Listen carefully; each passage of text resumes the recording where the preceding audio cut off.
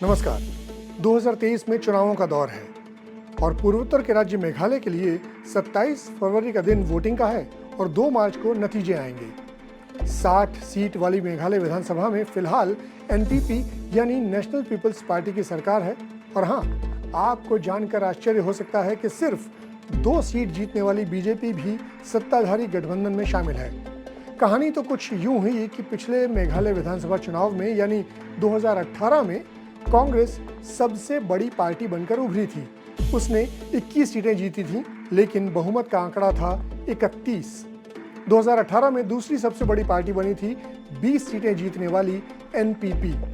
BJP ने 47 सीटों पर किस्मत आजमाई थी, लेकिन जीत सिर्फ 2 सीटों पर ही मिली थी। बहुमत तो सभी पार्टियों से दूर ही था, लेकिन बताया जाता है कि तब बीजेपी के हेमंत बिस्वा शर्मा ने बड़ा खेल कर दिया था।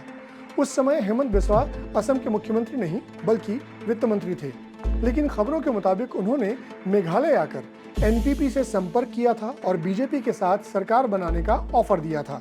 उसके बाद कुछ क्षेत्रीय पार्टियों के सहयोग से कोनराड संगमा मेघालय के सीएम बने थे और बीजेपी 2 सीट के साथ सरकार में शामिल हो गई थी।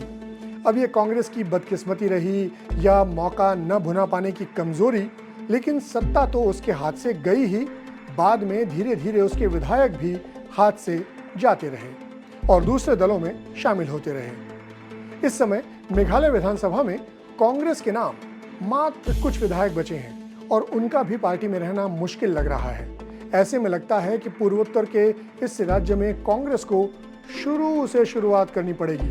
कांग्रेस का यह संघर्ष ज्यादा चुनौतीपूर्ण इसलिए बन सकता है क्योंकि पार्टी ने अकेले चुनाव मैदान में उतरने का ऐलान किया है। वहीं इस बार मैदान में टीएमसी भी कूद चुकी है, तो कुछ सीटों पर उसका असर भी देखने को मिल सकता है।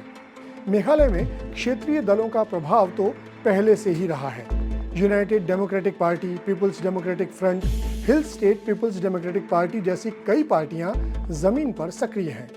मेघालय के सीएम कोनराड संगमा की सत्ताधारी एनपीपी और बीजेपी के बीच कुछ अनबन जरूर है, लेकिन जानकारों के मुताबिक उसका नुकसान एनपीपी को कम और बीजेपी को होता ज्यादा दिखाई देता है।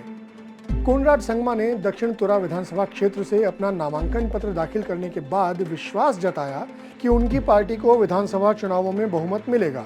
उन्होंने मेघालय में पिछले 5 वर्षों में किए गए अपने विकास कार्यों के साथ आगे बढ़ने की बात कही। संगमा ने कहा कि मेघालय के लोग बाहरी लोगों पर भरोसा नहीं करते, चाहे वो बीजेपी हो या टीएमसी। बीजेपी और एनपीपी दोनों अलग अलग चुनाव लड़ रही हैं, लेकिन इस संभावना से भी इनकार नहीं किया जा सकता कि चुनाव के बाद फिर गठबंधन हो जाए। वैसे मेघालय एक ऐसा राज्य है जहां महिलाओं का वोट निर्णायक भूमिका निभाता है।